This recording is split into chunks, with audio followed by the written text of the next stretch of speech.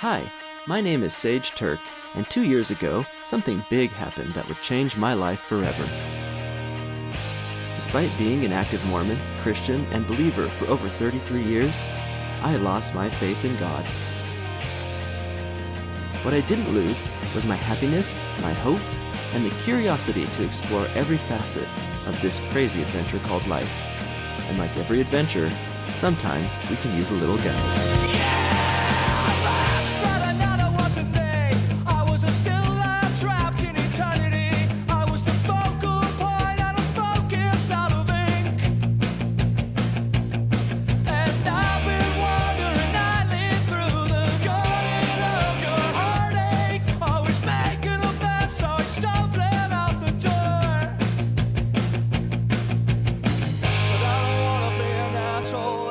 This week's episode, Anger, starring me, Sage, and my special guest host, the original Angry Atheist, Randy.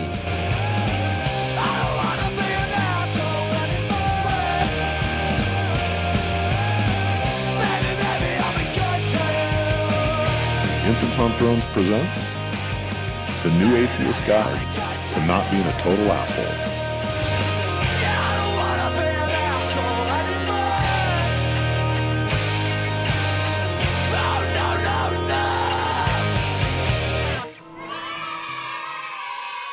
Hello and welcome to the final episode of the New Atheist Guide to Not Being a Total Asshole, Season 1.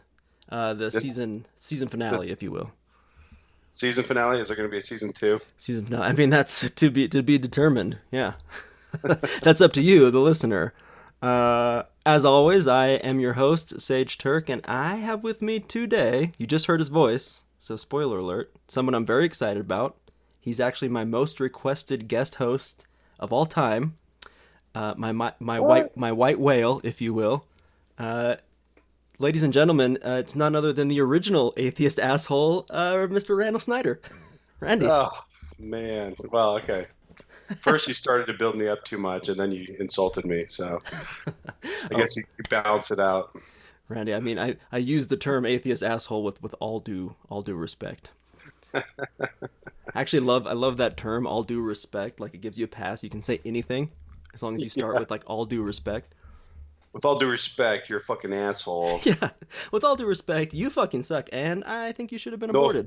Yeah. No offense. No offense. No offense, but you're a blight on humanity. I really wish you didn't exist. Randy, here's a fun fact. You probably don't know this, but you were actually the inspiration for this series. Oh, wow. Yeah. Because I was such an asshole. Because you were such an asshole. It's like, I have to make some magic out of this. No, it was actually because I listened endlessly to Infants, and I talked to other people about it, and there's kind of this love-hate thing. You've probably felt that with, I think, every one of the hosts. Like, everyone has their favorite and their least favorite, and I think you're one of my favorites. And whenever I'd hear people go like, "Oh, Randy is just an asshole," I'm like, "But no, but he's like an asshole with purpose. Like, don't paint with that brush." I do have a big bleeding liberal heart, so That is true. But that pisses off all of the libertarian listeners. So you just can't win, man. There's just can't win, man. Yeah. It's again like the Satan impression. Like, we purposefully do it to piss you guys off. I don't know if you don't realize that yet. Like, we do it to get a rise. If you listen to the very first episode, it was only like an introduction. It was like 5 minutes where all of us introduced ourselves, the 6 original members. Uh-huh. And I introduced myself as the Angry Atheist. And it's been fun because I've listened to your series, and now like all the infants are atheists now. Exactly. It's not that I take credit for like helping them, like convincing them to join the team. But it's been fun to watch as they've all become, each and every one become more and more comfortable with the label atheist. Well, I don't know if people know this, but like in real life, you bear an uncanny resemblance to the Emperor from Star Wars. Like, just yes, come to the dark side. Emperor Palpatine? Yeah, sure. I look like Emperor Palpatine. Wow. It's the hood. It's the constant wearing of hoodies, like up over the face. None of this is true. But But no, I agree. Like that's actually more than anything, embracing the term atheist has been like one of the most liberating experiences of my life. I've talked about it before on the series, but it's just and you were truly an inspiration on that. I was like, you know what? Like I love that Randy and also Matt was kind of one of these like they don't shy away from it. It perfectly describes exactly how I feel. Says everything you need to know. It says a few things that I don't think you need to know, but yeah, I love it. Yeah, well, the funny story about Matt is back in the day, it's like I don't know, 2010. We met at Open Mormon dinner at Marley's downtown Phoenix with like 8 couples, and Matt and I, our eyes locked across the table, and it was love at first sight. And Uh-huh. so we immediately set up a double date with our wives, and at that dinner, I told we told them, yeah, we're atheists, and they were not cool with that. Wow, really? They were like Matt. I don't think Matt remembers it this way, but I remember this way because I was freaking out. Like we'd had this like love at first sight moment, and I felt like I'd ruined it because I'd just come on too strong as an atheist. And I love that. for sure, Matt's wife, Kristen, was totally freaked out because she even admitted on her episode on raising kids that it took her a long time to get used to it. Um, Matt came around sooner, but there was a time when when I first met Matt that he was a little bit taken aback, even if he doesn't remember it that way. So, Randy, we're gonna dive in. So, in traditional atheist guide uh, tradition, we're gonna play a little game to get ourselves warmed up.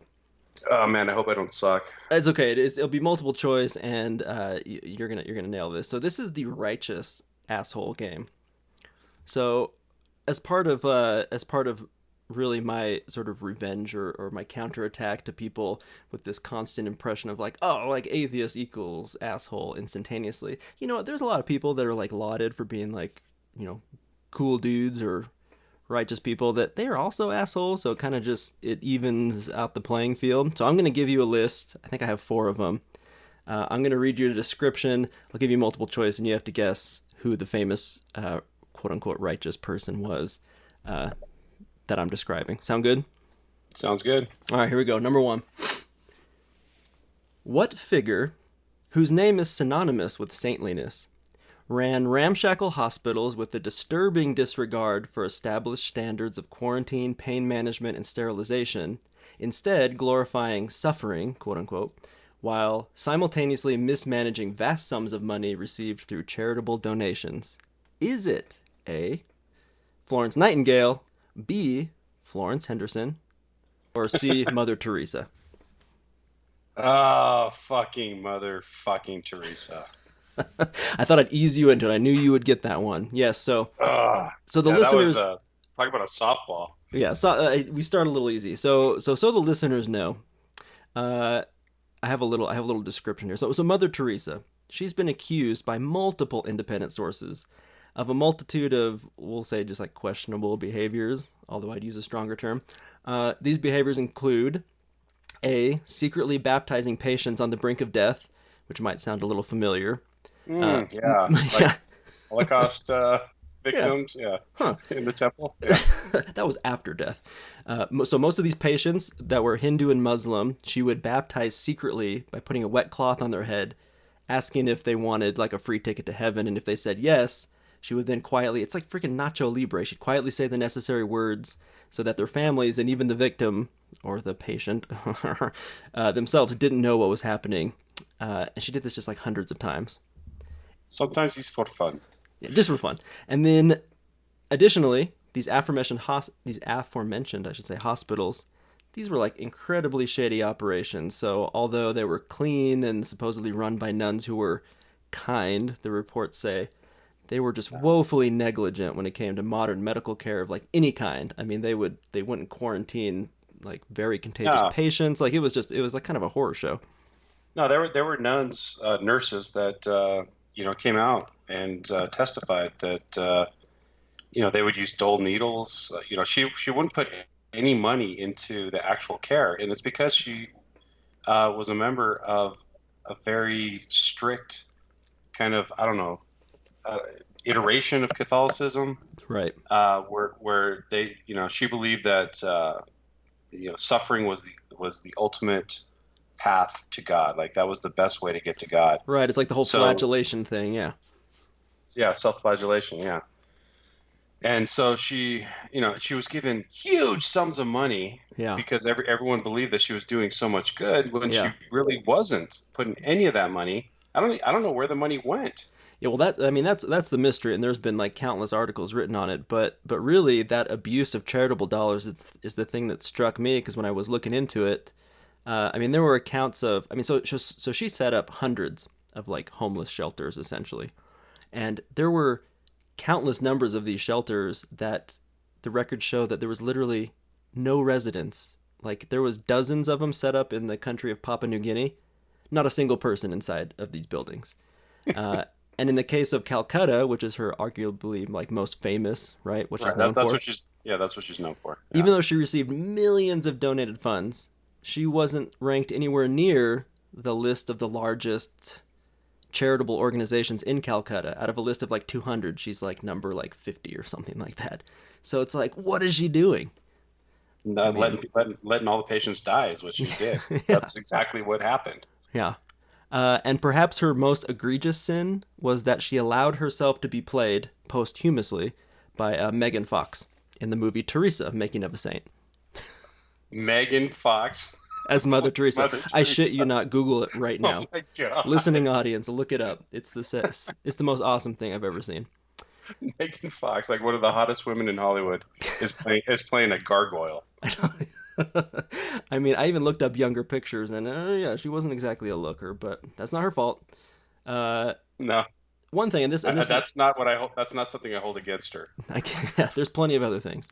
Now this kind Yeah. of goes against, I don't know, maybe this like cuts into my point, but actually, fun fact, found out that people were going through her writings after she died, and really there's like plenty of confessions she made that she was essentially atheist herself. Like she really didn't believe in God towards the end Yeah, of her she life. reminds me.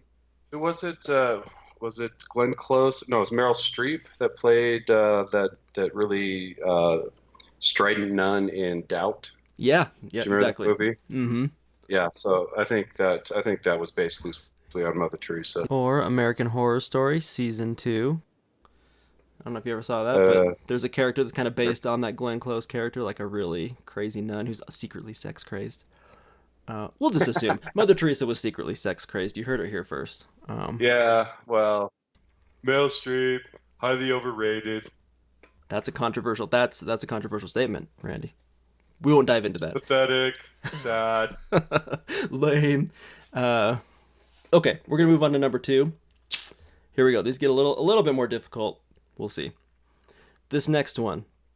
What beloved founding father and, consequentially, a posthumously baptized member of the church, It's Mormon now. abused a wartime expense account to throw lavish parties and buy gallons of booze while his men died of starvation?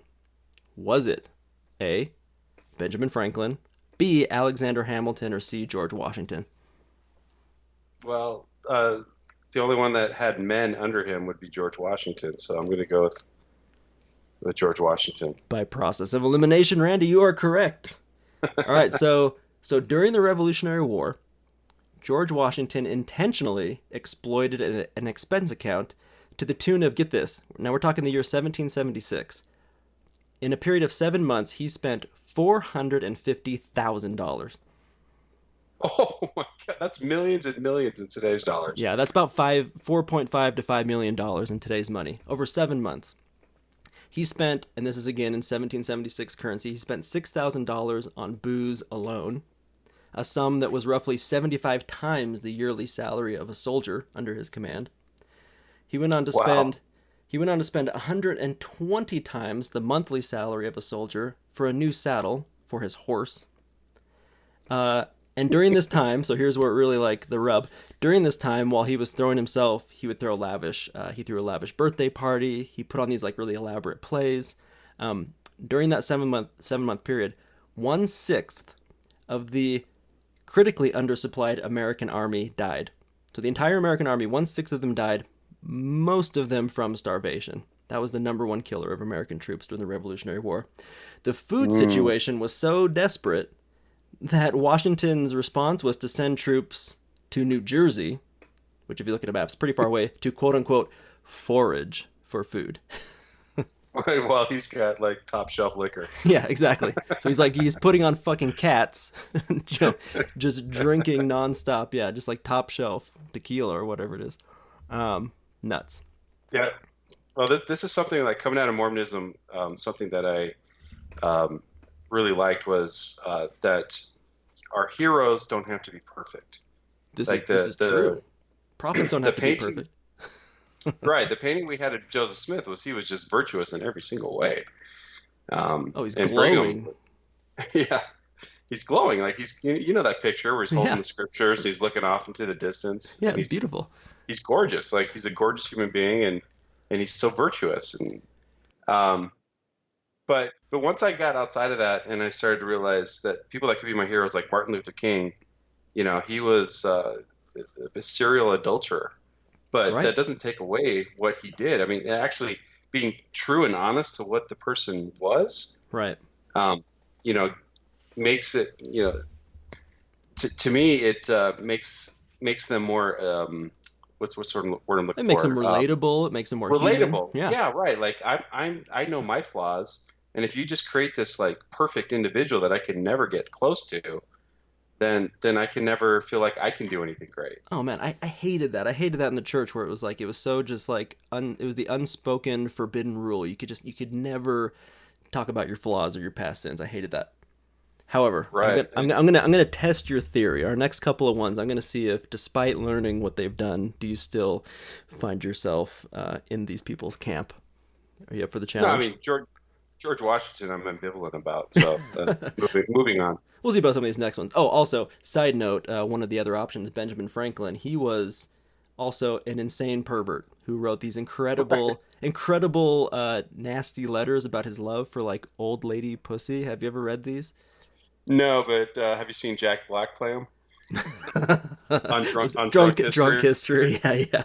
It's so good. That is like probably the truest depiction of Benjamin Franklin ever. Actually, like it's not even a knock on him. Like if you read his letters, it's like he's so filthy, but it's funny, and it's actually he makes some good points. I mean, like they're more mature, they know what they're doing, they can't get pregnant. Like it's great. Like look up Benjamin Franklin's letters about old women. It's incredible.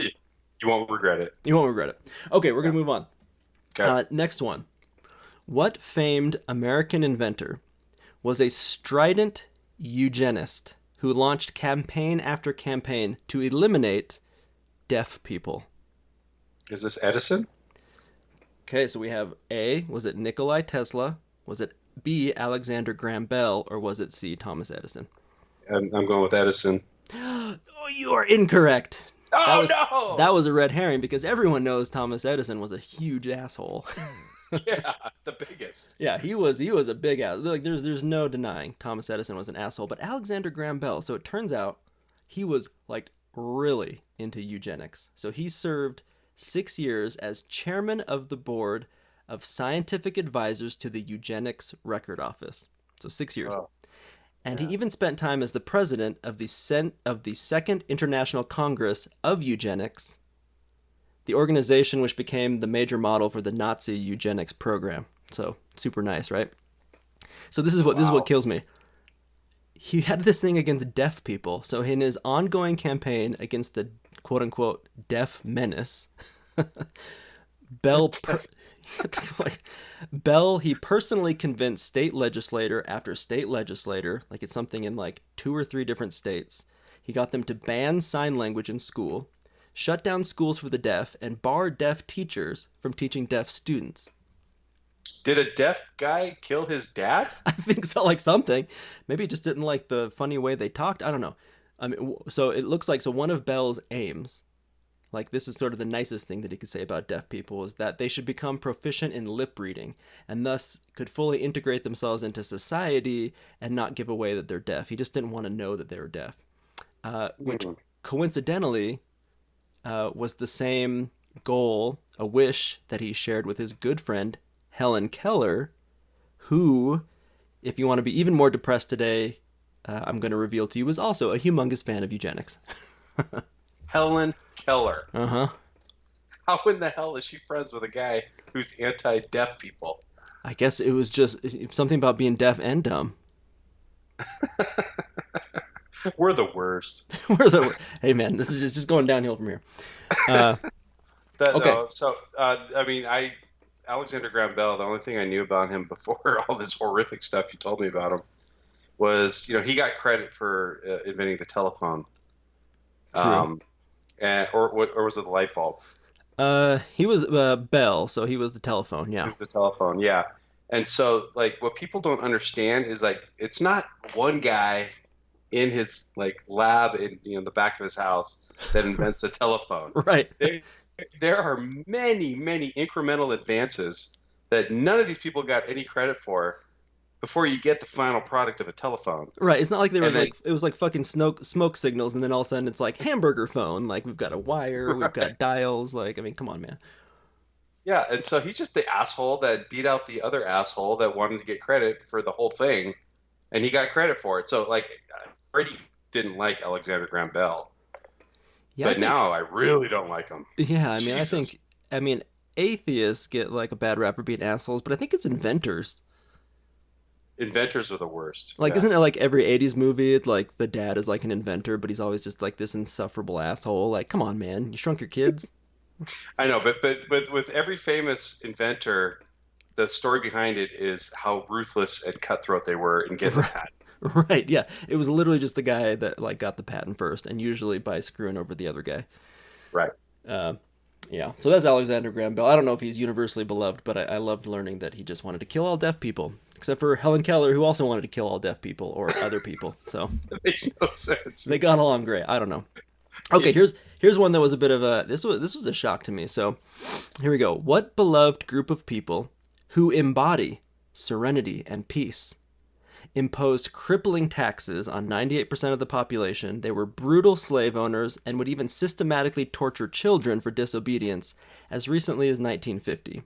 Was it A, the Osmonds, B, American Democrats, or C, Tibetan monks? I'm gonna go, since you made it so easy, with Tibetan monks. Thank you for that. You are correct. Tibetan monks. So, yeah, until Oh, I thought they 1959. were all about meditation and peace and Right, the Dalai Lama. It's beautiful. yeah. Yeah, they wouldn't hurt a fly. Well, it turns out they would hurt a fly. So, until 1959, which is not that long ago, when China cracked down on Tibetan rebels and the Dalai Lama fled to northern India. So, prior to this time when China came in, around 98% of the population of Tibet was enslaved in serfdom by the higher class Tibetan monks. Hmm. So, Diprung Monastery, which is sort of the main one on the outskirts of Lhasa, was one of the world's largest landowners with 185 manors, 25,000 serfs, 300 pastures, and 16,000 herdsmen, which were essentially slaves. These Tibetan monks, Wow. these high-ranking lamas, they were secular landowners. They imposed crippling taxes. They would force boys into monastic slavery. They pilfered most of the country's wealth, and they tortured people like crazy. They'd gouge out their eyes. There's reports of them severing hamstrings, and in fact, they even had like handcuffs specially made child size. Isn't that wonderful? Yeah, no matter how peaceful your religion is, once you get power, it changes the game, doesn't it? Yeah, it tends to escalate quickly, as the meme states. Yeah, I was kind of bummed with that because I'm all about the Beastie Boys and freeing Tibet, and I'm sure they'd be real nice now. But man, were they assholes, circa 1950 and prior. Rough stuff. Okay, here's our last one, final one. This one might be a giveaway for my generation. I didn't know any of this. Randy, you're old as shit, so you might know this. I'm just kidding. How old is shit? Depends which one. Here we go. What soft rock staple would change the world by ridding Britain of all colored races? Was it A, Paul McCartney, B. Eric Clapton, or C. James Taylor?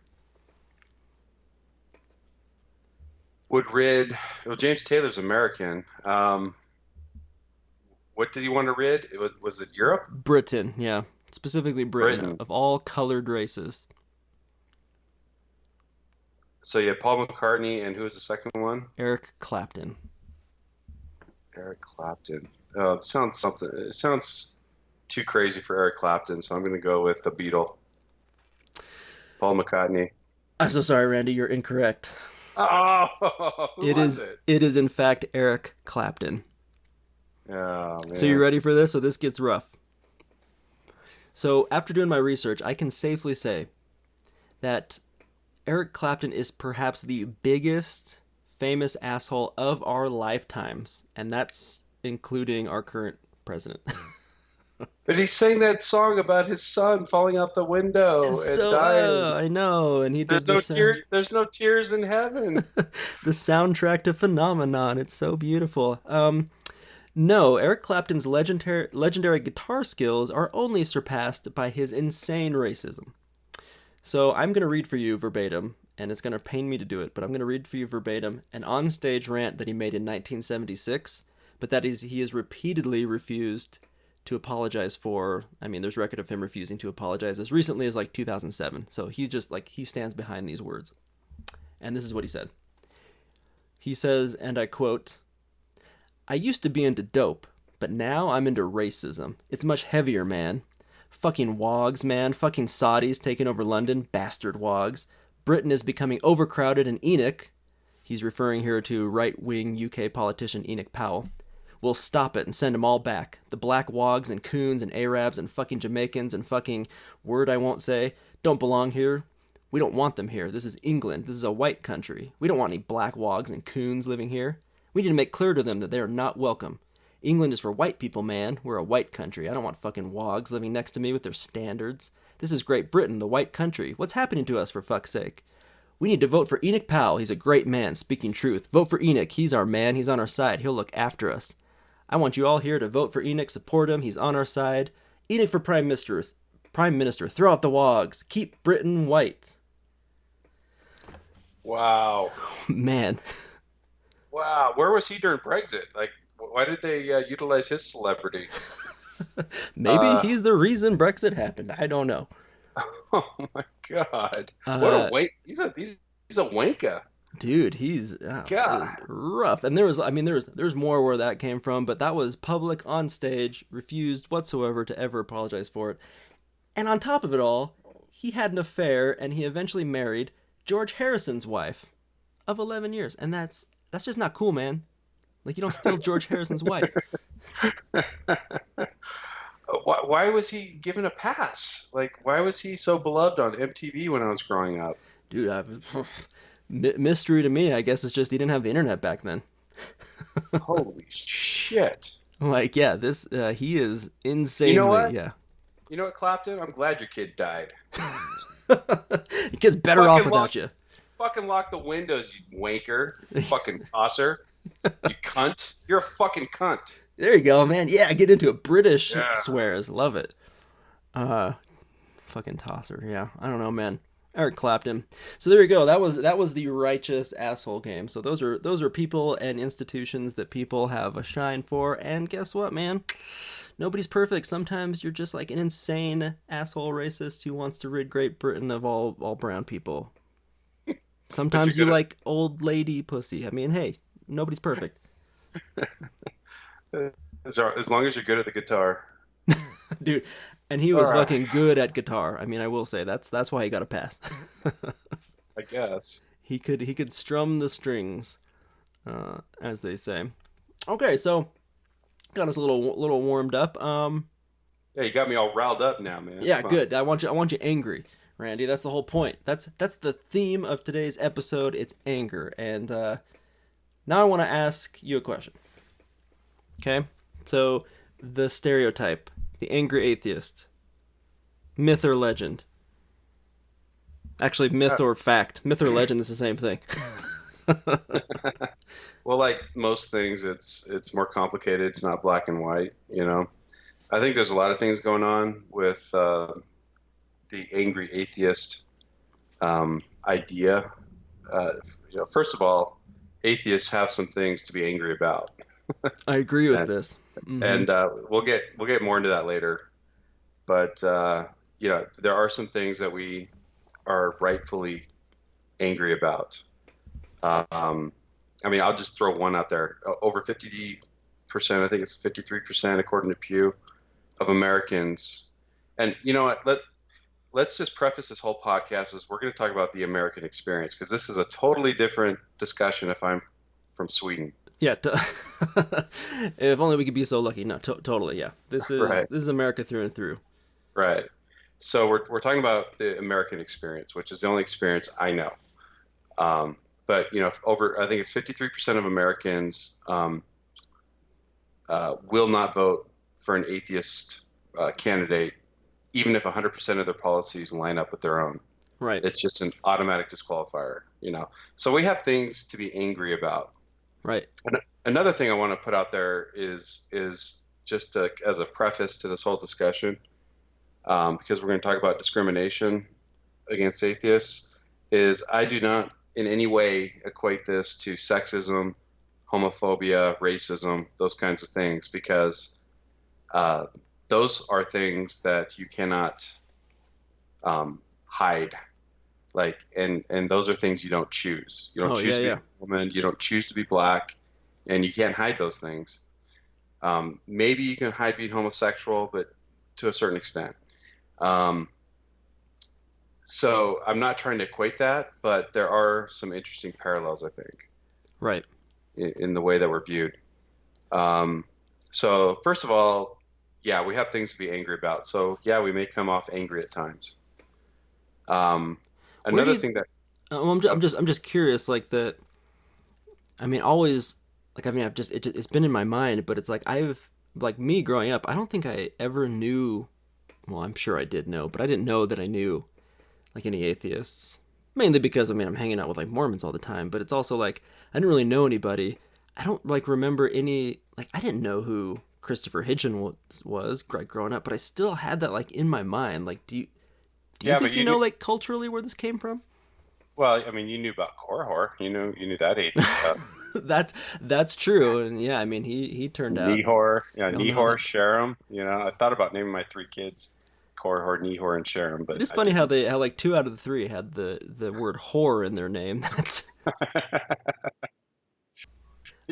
We have asshole whore over here. Yeah, and Antoniha Jagoff. Yeah, his name's a little bit of a giveaway. Just hear him out. Yeah, Joseph Smith was boundlessly creative. So what you knew growing up was because the New Atheist movement. Well, okay, I'm. How old are you? Yeah, 35. Just turned 35. Happy birthday to me. Happy birthday! Yeah, wow. Thanks. Mm-hmm. Didn't know that. Sorry to postpone it one day to your birthday. I wouldn't have done it. Anyway, it was actually a couple days ago. It's all good. This is the best present I could ever receive, Randy. All right. So you're class of, I don't know, 8 years after me. So you're class of 2000? Literally class of 2000. Yeah, we rung in the millennium. Yeah, good job. You're the same age as my baby sister. Anyway,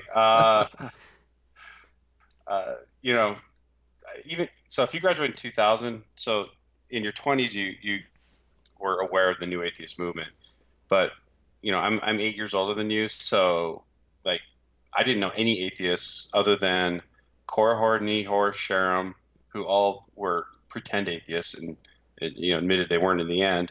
Right. And then I knew my older brother, and that's right. all I mm-hmm. knew.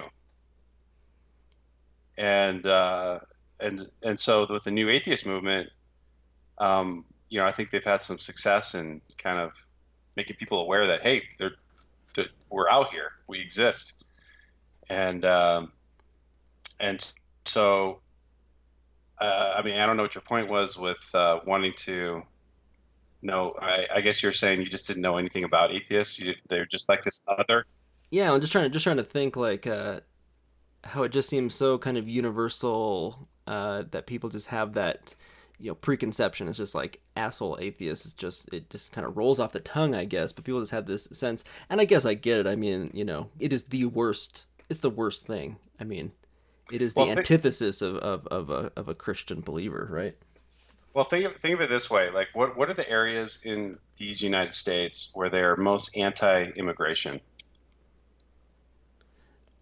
Maybe New England. Middle America, Yeah. Okay. places Yeah. places where there are no immigrants. Right. Yeah. New York, where there's tons of immigrants, nobody has a problem with immigrants. Right. L.A., San Francisco, Boston. Yeah. Okay. Good point. Yeah. Totally. So like people don't know atheists like they in their regular lives, and so who do they turn to model for them what an atheist is? House. He's a total asshole. Right. Exactly. Yeah. It's almost like Uh, people whose only exposure to Jewish people is like Gargamel from the Smurfs, right? Like right. evil sorcerer wants to eat like innocent blue children. Like Yeah. So people don't have any, or most people that really have the biggest fear of atheists don't have any friends who are atheists. Don't have right. anyone. At least they're not out. Try being an atheist in like Birmingham, Alabama, No, I can't. No, I can't even imagine. Yeah. Like and it's that's not even workers. That's not even. That's a big town. There's probably plenty of atheists there. yeah. But Hattiesburg, Mississippi. They don't know any of them, but they sure as shit think that they're the reason for all the problems in the world.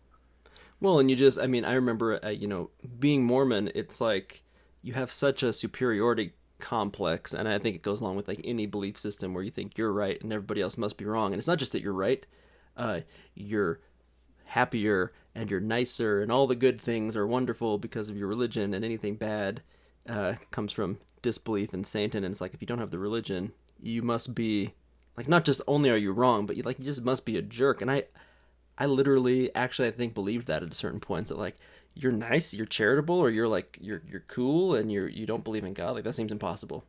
It doesn't compute. Well, that was the conundrum that I came across, which changed how I viewed gay people. Was one of my mentors in dental school was a flamboyantly gay, very out gay man, and he was my mentor. Like I loved him. You respected this person, I yeah. respected him, and he wrote one of my letters of recommendation for ortho school, and that was a big turning point. Is familiarity with a gay person, like humanizing them.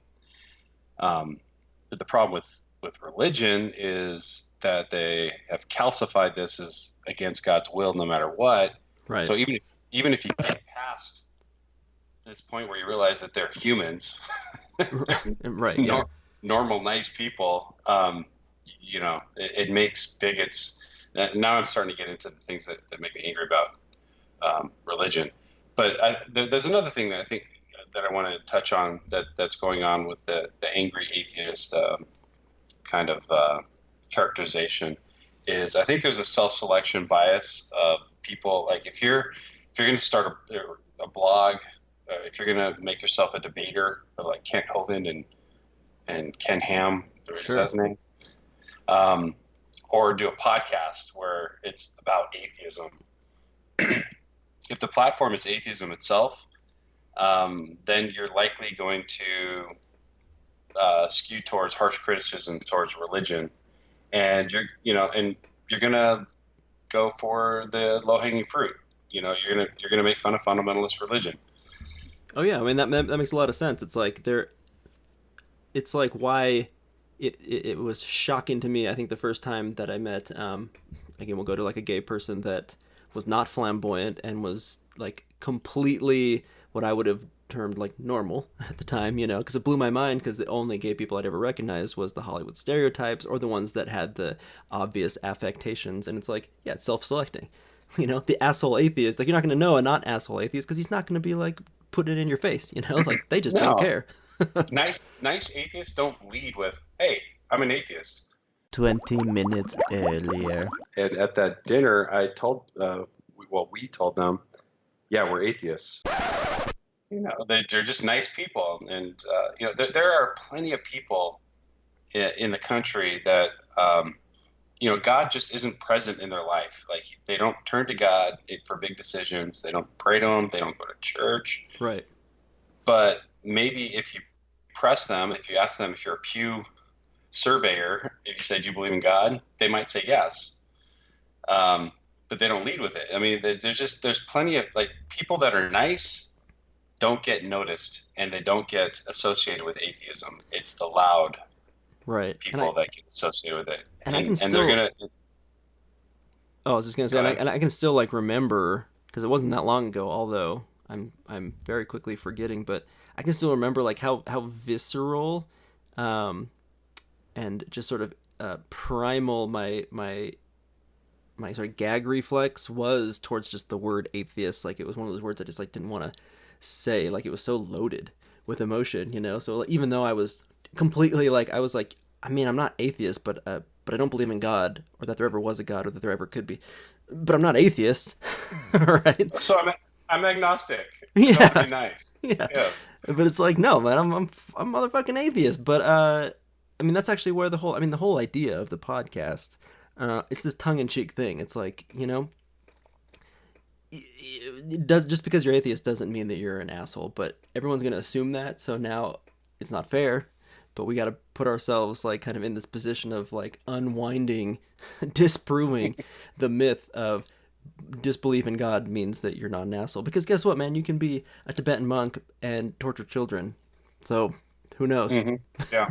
right? Yeah. And I'm very open about my atheism. Like one of my employees is a Pentecostal, and she just can't stand it.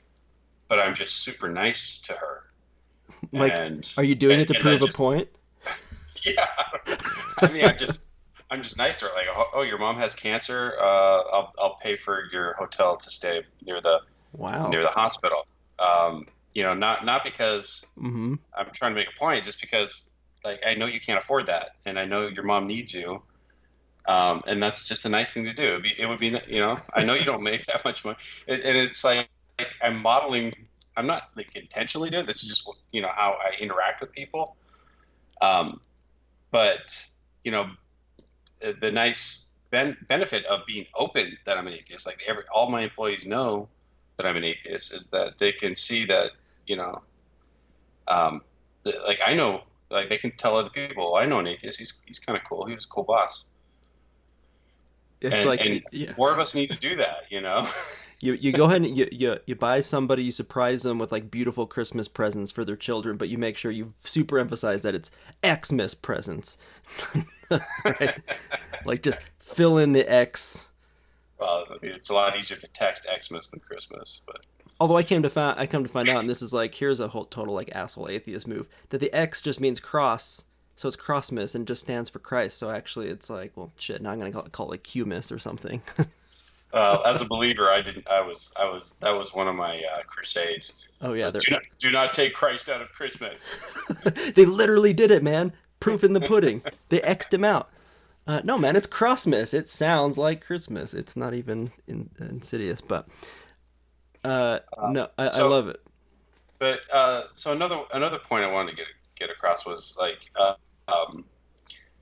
even if you're in, let's say you're in Sunstone, so you got a demographic that is very nice, very accommodating to doubt, right? Right, right, And but they even the word atheist, which you know will often imply dogmatism. So right. that's another thing that people see atheism as: you are certain there is no God. You have this dogmatic belief that all religion is bad and negative, evil.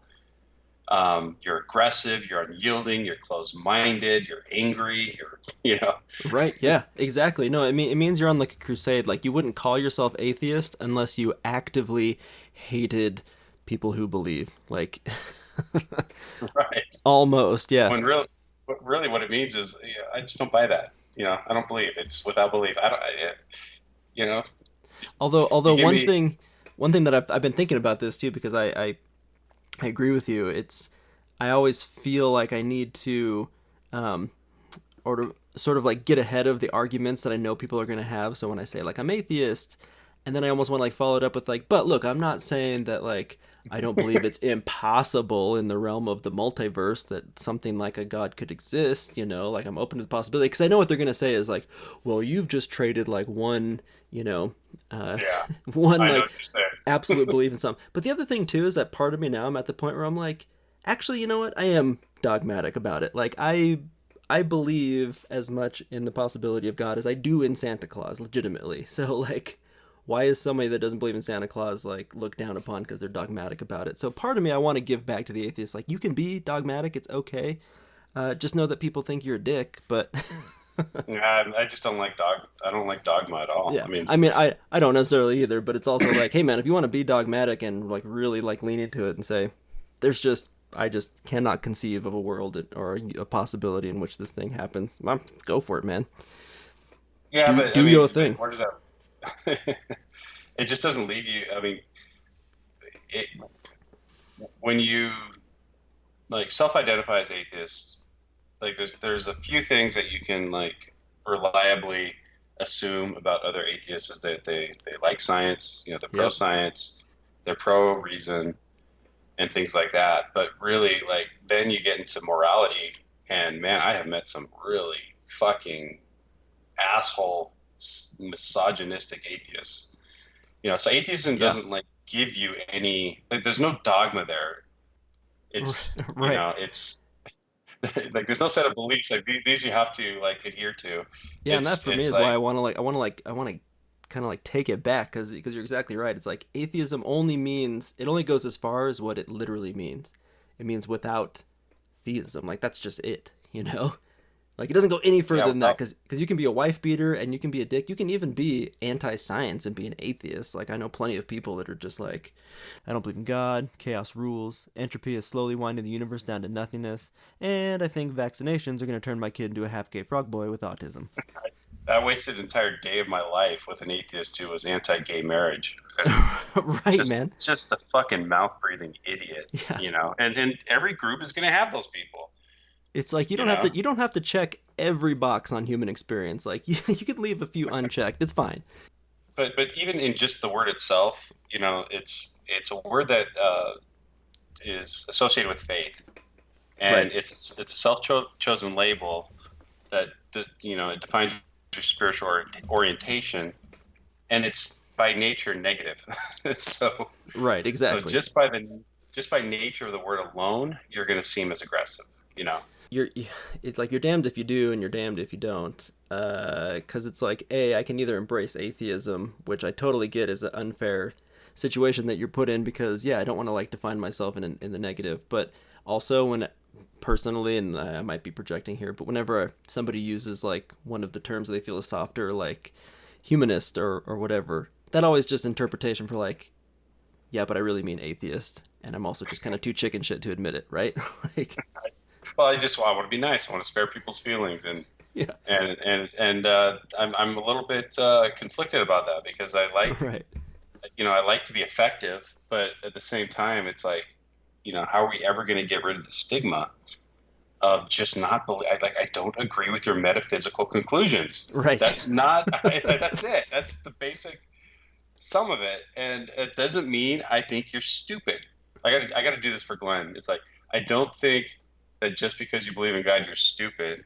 That you believe in God for very valid reasons that are useful to yourself, but just because I don't buy your metaphysical beliefs doesn't mean I am attacking you. right. You know, but that's a very dicey thing to deal with. And then I love to tell a story. I might have told the story in the past, but I think it's been a while. But when I was in ortho school, there were like when I first showed up, there were certain guys in my class that thought, "Oh, this is a party guy." They were so excited, and then they Right. found out I was Mormon, and they were like so disappointed. Sad trombone sound. Right. And then a few years goes by, and we're all out practicing. They find out that I've left the Mormon Church and I drink now. Like they were intensely pursuing a weekend with me because Right.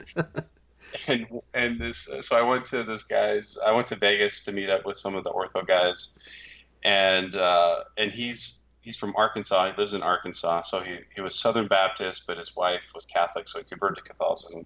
But Jesus all the way, you know. Sure. Yeah.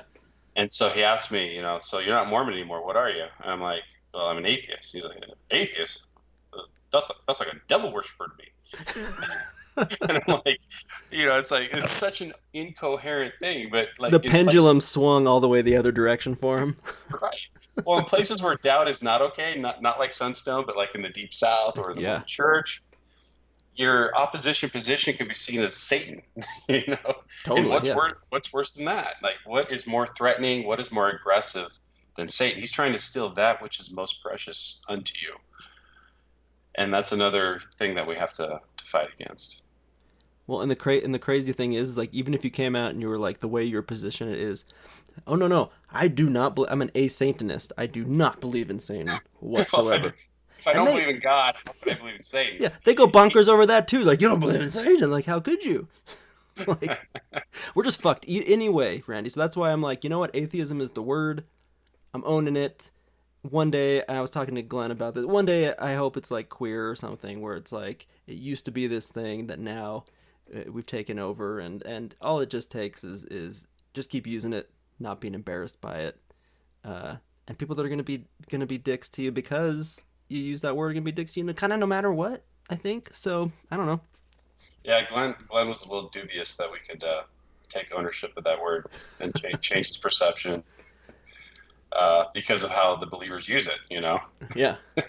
Well, I mean, I think he's right in, you know, in one way, but I don't think that there's no hope.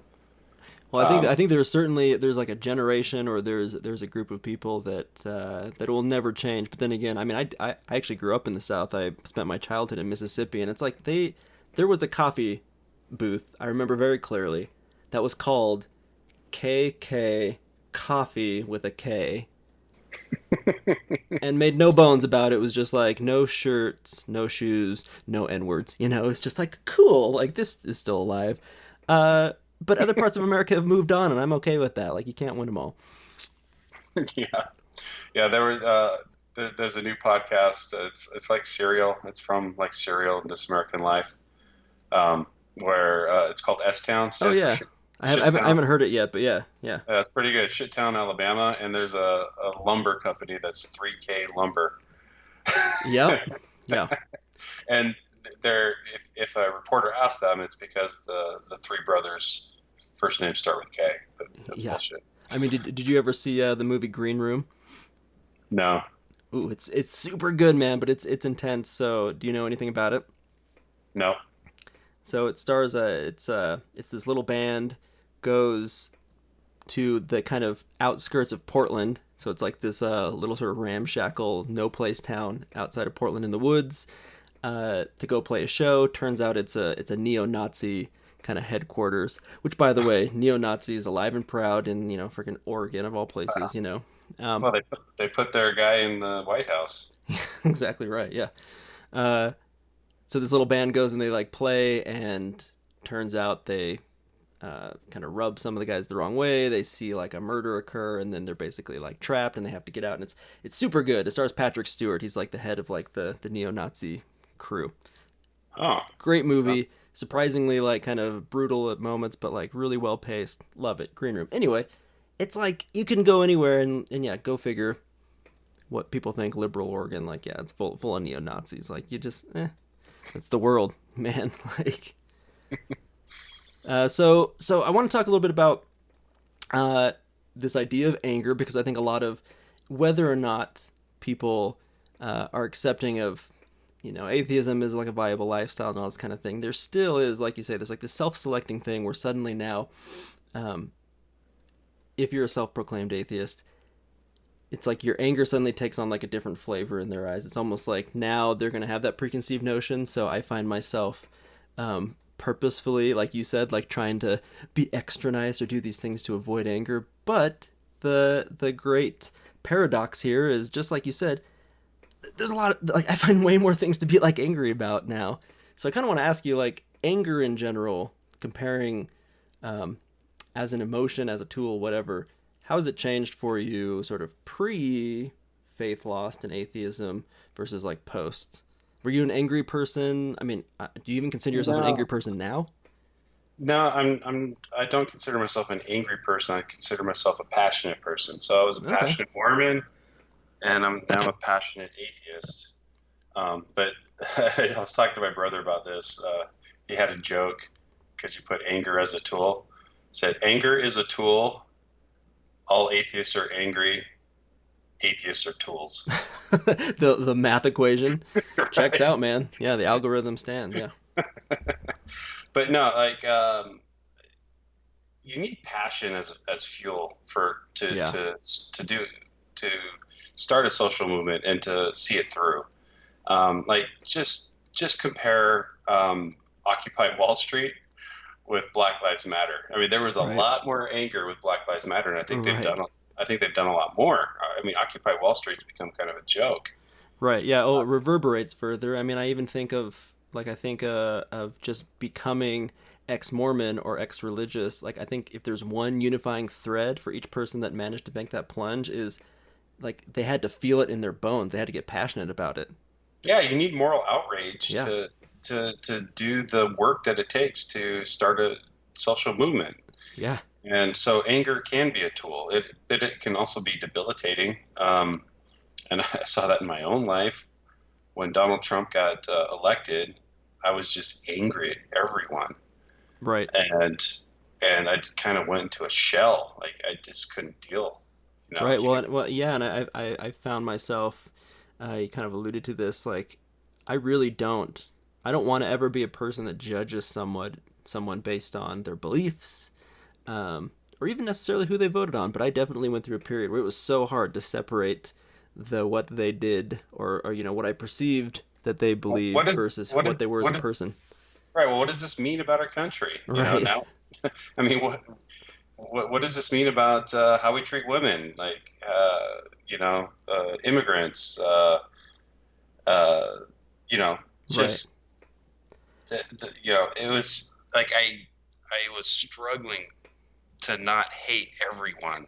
You know, Right. and I live in a affluent suburb of Denver, so Denver overall is is blue, but I'm in a red pocket in a blue county, or Right. actually I'm in a red county in a overall blue city. Right.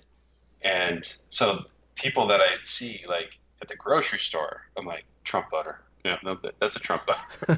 Fuck you. Fuck you. Right. Just like the behind the back flip offs, just like constantly. I know, man. Like I went through the same. I went through the same thing, but I actually, um, again, growing up in the South and like still having like connections there and some people, it's like when you actually listen to them, I suddenly real I one of the things that I think why I believe that new atheists, and I don't necessarily when I called this the new atheist guide, I wasn't referring to the new atheist movement, trademark. Oh, It's really just you weren't?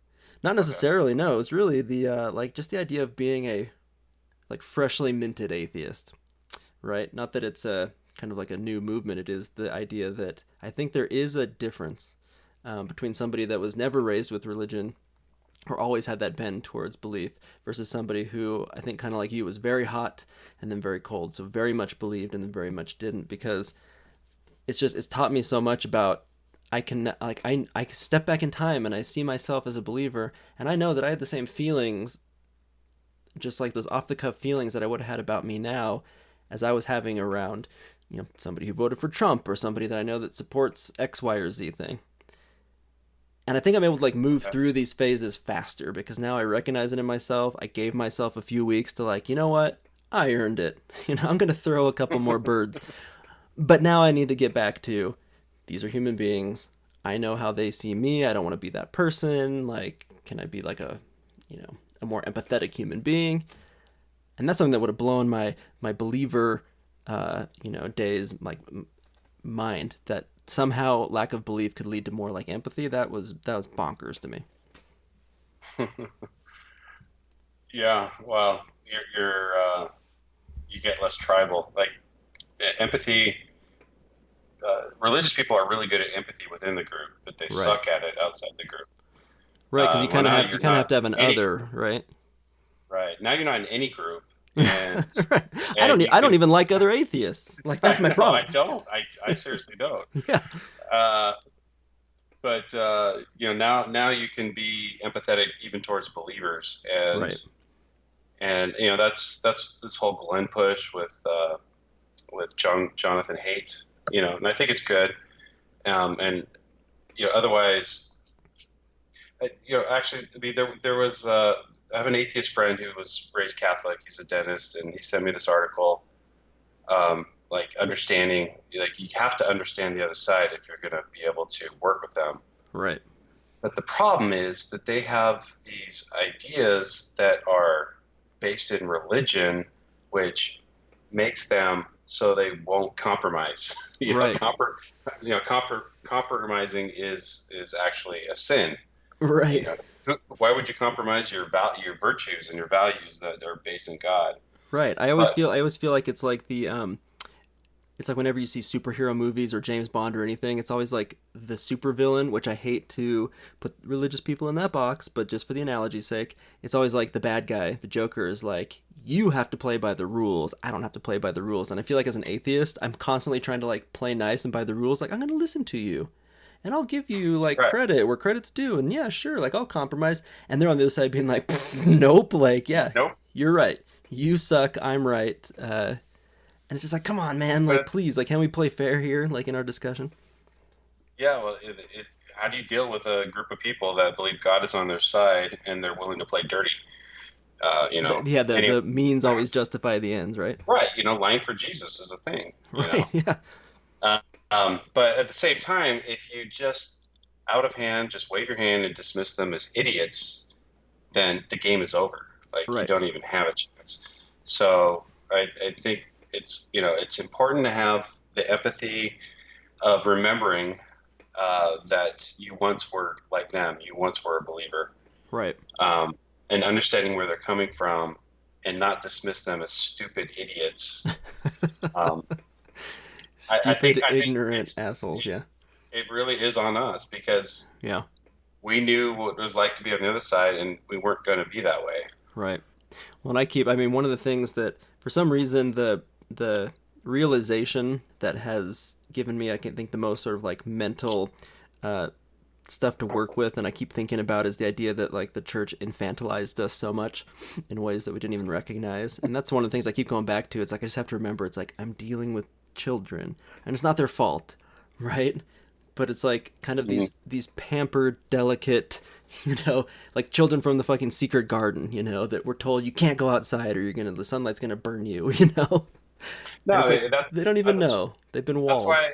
Yeah, that's why I loved the podcast you did with Heather, where you did the Grand Inquisitor, Right. because compare that. I mean, compare that to like Mormon literature, like canonized Mormon literature. Everything is so simple. The good guys are Korihor, or the bad guys are Korihor, and they're obvious Right. bad guys. Good guys are Helaman, they're obviously good guys. Or Nephi, my God, he's so good, he makes you want to vomit. Except for when he killed Laban. Right, yeah. But Laban was so bad that his death was better than just leave him alone. But then you like read the Grand Inquisitor, and your mind is blown because there's Right. all this like really deep gray stuff. Right. Like the shades of gray are dark, and there's differences in the different shades of gray, and you're like, once you navigate those waters, and you understand that the world is that way, to then try to go back and relate to someone whose like idea of good literature is Second Nephi. Oh, right. There's a gap there that's hard to cross. There's like a chasm. Oh, and especially, just like sometimes not realizing how far you've come, like the number of layers that you've managed to break through, and just how your frame of reference has changed so much. I remember just recently, like my wife was having a conversation with a friend who, she's still a believer, but my wife had mentioned this kind of realization she had because she works in the PTA and she does a lot of volunteer work, that she was just tired of getting. Personally, she was tired of getting abused, like as a volunteer, being expected to do all this stuff with like no compensation. And so she kind of this thing is like, you know what? I've come to this point in my life where I've learned that it's okay to say no, and that volunteer work is not always like a virtue. or whatever. Like it's just not always the right thing to just like give your time away. And I was like, that makes so much sense to me as a believer, but I mean, as a non-believer, but you know what the believer is hearing? Like, A slothful servant. I'm a selfish asshole who's gonna say no the next time someone asks you to go to the soup kitchen. You know what I mean? Yeah. But it's this beautiful kind of like nuanced, like, I mean, anger itself is actually something that, I mean, when I was Mormon, I mean, I believed that anger was bad always. Well, Now, the spirit of contention. right, but you know what? I got angry anyway. It was just in the form of like passive aggression and like what I called righteous indignation, but it was just being like still angry. Well, if you cut off a bunch of arms, then you're fine. Yeah, but that was none of it. Like That's righteous anger. well, and I love the kind of like trying to like spin like Jesus, literally picking up a whip. Like think about just whipping dudes, whipping the shit out of dudes. Like that is not Well, like I'm calmly asking you all to leave. It is like motherfucker, blam, blam, blam. Like there's no way to picture that scene without it just coming off as Jesus just just losing going the shit. berserk. You know what I mean? Which I love. Yeah, Good for him. but there was a Mormon motivational speaker named Don Black that pointed to one verse where he grabbed I think they were doves and they were in a cage, and Oh, he didn't throw them. He handed them to them and said, "Take them hence." Just to prove that Jesus was completely under control, because he wasn't going to hurt innocent doves, but he was going to whip the shit out of the money changers. it's just like the comic relief moment. He's just like bang, bang, bang, bang. Looks over to the doves, like hands them, like here, take this. Bang, bang, bang, bang. Like I love it. Um, So I yeah, just to sum it up, anger is something that is a fuel that is needed. I mean, there's a place for um, diplomacy always. right. You have for the civil rights movement, you had Martin Luther King, the diplomat, and then you had Malcolm X, the anger. I think they both were important. And so when you have the atheist movement, you have the four horsemen with the leading with trying to be visible, maybe a little angry, and then you got people like Chris Mooney, who says, "No, I think you catch more bees with honey." Right, right. And it's like, and both of them seem to like say, "No, our way's better," and the other one says, "No, our way's better." I'm saying, you're both right. Just keep doing what you're doing. Right, yeah, I think like it takes all kinds of it's a multi-pronged attack. I think is what's needed. yeah, life is a complicated thing. I mean, I look at anger as like the wild Mustang. It's like unbridled and untrained. Like, yeah, anger can kick the shit out of your life, and you got to be real careful, right? But at a certain point, you can say, what am I trying to get at? Like, what am I trying to achieve?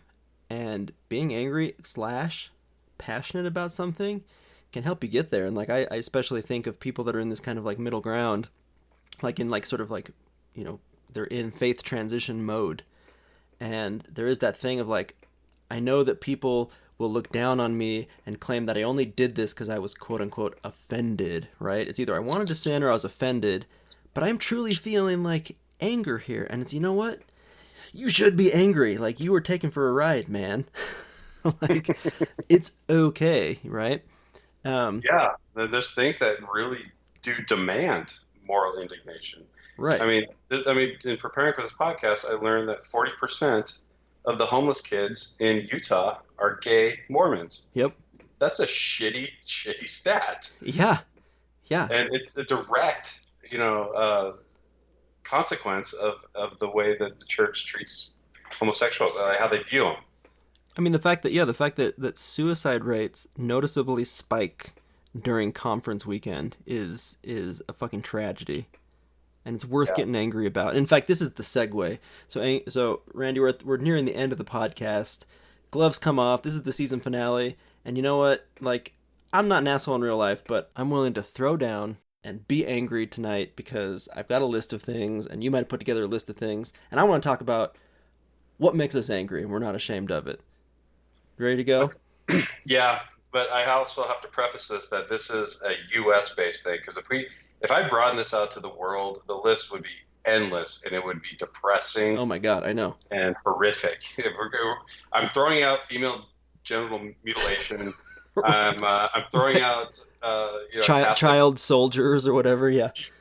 Well, I don't know if that's religiously based, but I'm throwing out women getting stoned just for being suspected in Saudi Arabia for infidelity. In Afghanistan, women's noses are cut off. Yeah, we're gonna put the blinders on. Yeah. It's a U.S. based outrage. In fact, we're gonna take like the Rocky Mountain Range. It goes about as far, yeah, as the Mordor. That's right. We're gonna go in the Mordor. All right, so I'm gonna start. So one thing that makes me angry, and this is kind of in like ascending order.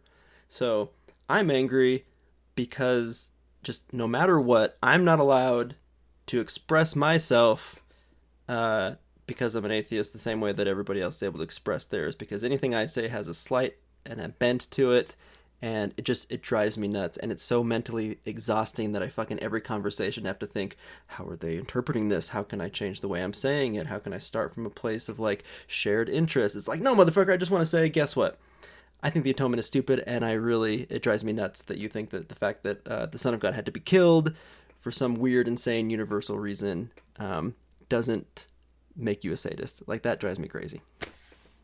Yeah, well, it makes you a blasphemer, so it's like really bad. Right. If you're attacking, that's the way that the conversation is already pre-structured in America. Like this whole idea that faith is automatically a virtue. To believe in things with no evidence is just, there's deference to it as a virtue. Right. Like the end. This doesn't even like the end of True Detective. Like every Hollywood movie has to. The end of True Detective. Fuck the end of True Detective. Like every. I hated it. Oh, like you have to turn it. It always has to be like, and God is real. Like, come on, man.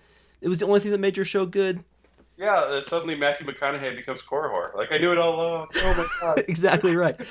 Oh, it drives me nuts. Okay, so that made me angry. What about you, Randy?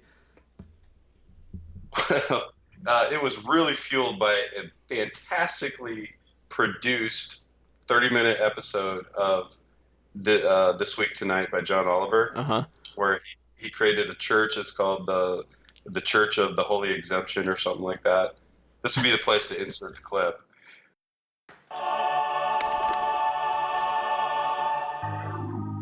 Brothers and sisters, thank you so much for joining us. Praise be, praise be. First, apologies to you. My wife, Wanda Jo, cannot be with us this evening. She's at our summer parsonage in Hawaii for a week of spiritual introspection and occasional parasailing. Praise Wanda. Praise to Wanda. Last week, we asked you to send us your seed offerings, and I would like to show you a little of what we received, because look at this harvest you gave unto us. Praise unto you. Praise. If I may, just a little feedback on some of the blessings that you sent in. I think we made it clear seed faith is metaphorical, and we did not want your actual seeds. Which is why it was so disappointing that someone sent this gigantic bag of seeds to us through the mail. It was the biggest bag of seeds I'd ever seen, until the next day when this actual bag of seeds turned up. So, let me reiterate, we want your actual money. Call this number, 1-800-THIS-IS-LEGAL, and give it to us.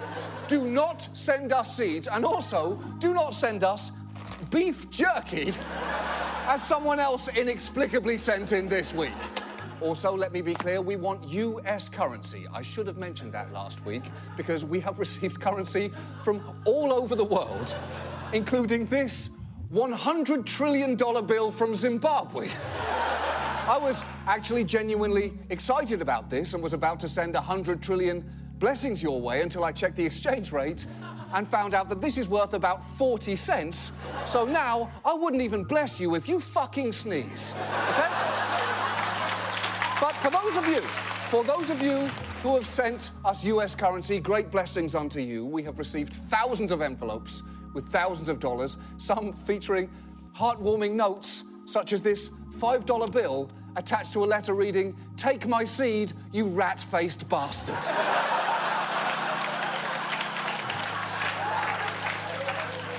Praise be. We also received multiple checks, including this one for $65 billion, which you may have sent in as a joke, but guess what? We're fucking cashing it. So who's laughing now? Anyway, keep your money coming in to this address, and remember, the more money you send in, the more blessings will be returned to you, and that is still something I'm amazingly legally allowed to say. But it's the tax exemption, the privileged status that religion has, but combined with the corruption. Oh my God! Yes. So you get people like Peter Popoff, who is becoming a millionaire, has a private jet, and he's doing it off the most uneducated, poorest people in our country. And that's the thing about atheists, is like our anger more often than not, is not stuff that's directed towards atheists. It's the shit that happens to other believers. Yeah, exactly right. It's on behalf of all these poor rubes. Like, religion's taking them for a ride.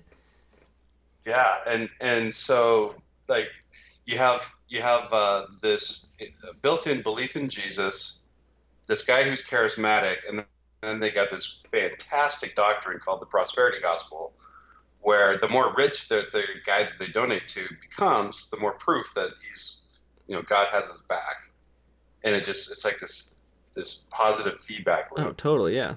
Yeah, the prosperity gospel. I mean, there should be, like, there's not even a clause that's like, if the founder of your religion is on record saying that they are going to start a religion simply for the tax breaks, a la Ron Hubbard, right? Like, explicitly saying, like, it didn't work as, like, a movement, so it did a religion because of all the, like, tax exemptions. It's like, dude, then you should be exempt from nothing. That just adds, besides the fraud and the corruption and the cheating the poor from their money, you just added another layer of anger, is I'm subsidizing it with my fucking tax dollars. Right. The whole idea of tax exempt religion was like, they honestly believed when they came up with that having religion in the community was a net positive. It was good for the community.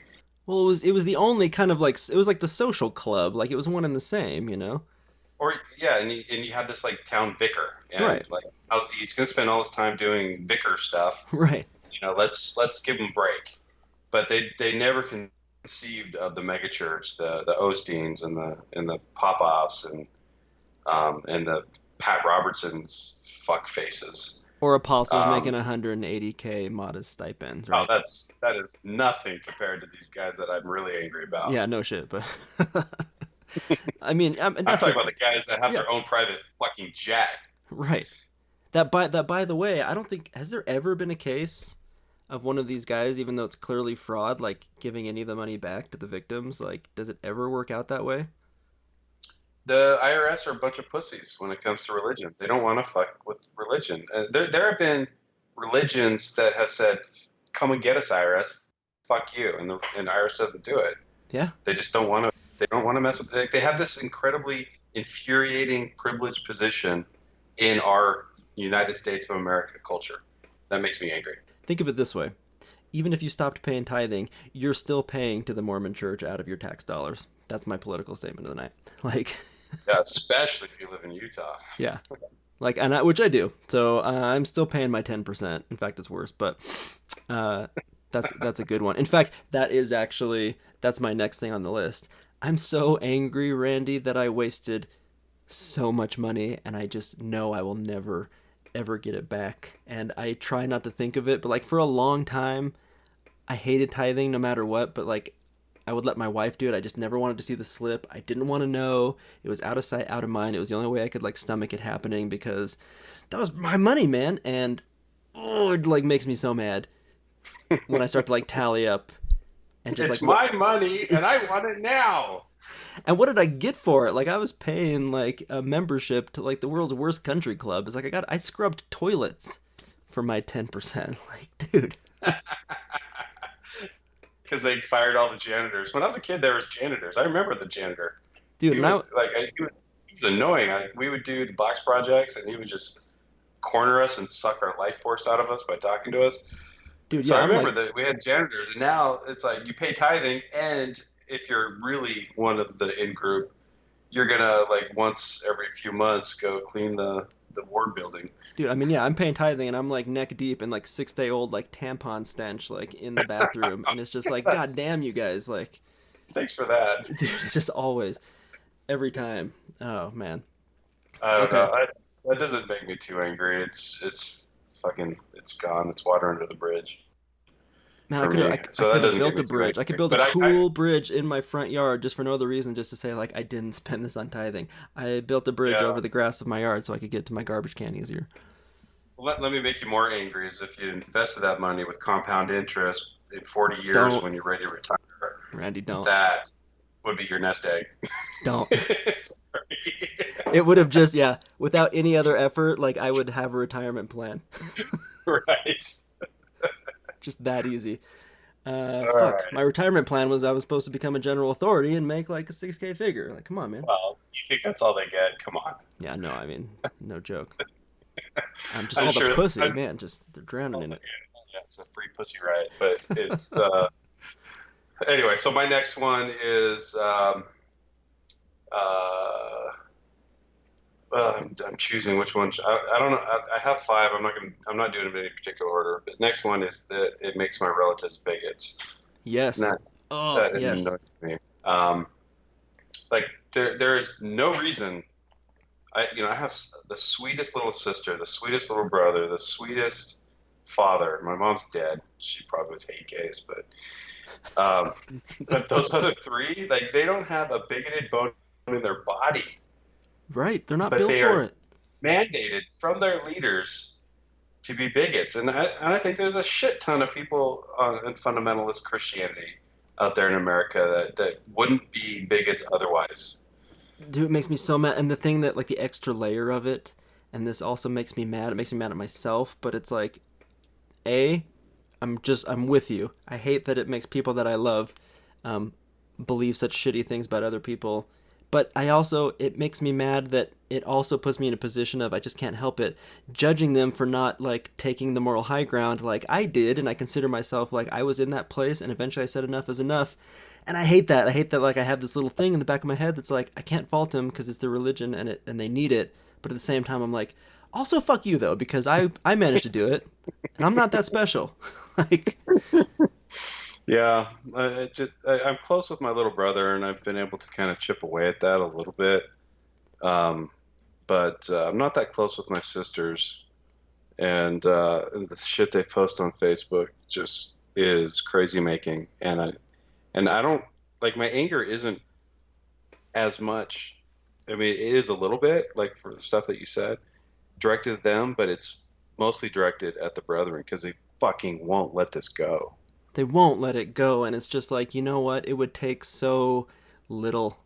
Like, so little. That was the thing. Like, on my next thing on the list is, like, really the perfect segue. It's like, and it dovetails into your thing. It's not just that it makes people bigots and hate others. It makes you hate yourself and the blood that is on the church's hands, the brethren's hands, from the countless suicides. And I'm like, I'm in the thick of it, man. Like, we've had to step away a little bit, but I mean, our big thing was gay rights. And I mean, I've just been too present. It starts to get to you, but the amount of blood that's on people's hands, and not even just like physically, even just like the emotional carnage. How many marriages have been like torn up? There's a couple in our ward that's getting divorced because the guy looked at porn, and the church convinced them that this was a problem worth breaking up their beautiful family with 5 children. They're perfect for each other. They're awesome people, and he has a porn problem.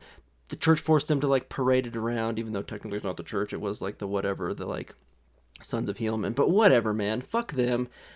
Fuck this idea that you're not good enough, that anything that's good came from some other place, and anything that's bad is you. Like, what the fuck? We're God's children, and yet our primal state, our basal state is, like, bad, is evil? Like, that sucks. I hate that so much. Yeah, that was my parody talk for General Conference, this last General Conference we did. You mean with a really good Mexican accent? Well, what happened was, like, I was trying to do a Spanish accent, and I realized that a lot of my words just wouldn't be understood. And I'm like, you know what? I'm just going to sacrifice the accent just to get my jokes in. make sure my jokes are heard. Right, yeah. But really was like, the message of that talk was, it is all your fault It's if all your anything fault. happens. It's your fault. Like there's this huge opportunity cost of guilt that is associated with being Mormon Well, that is so unnecessary.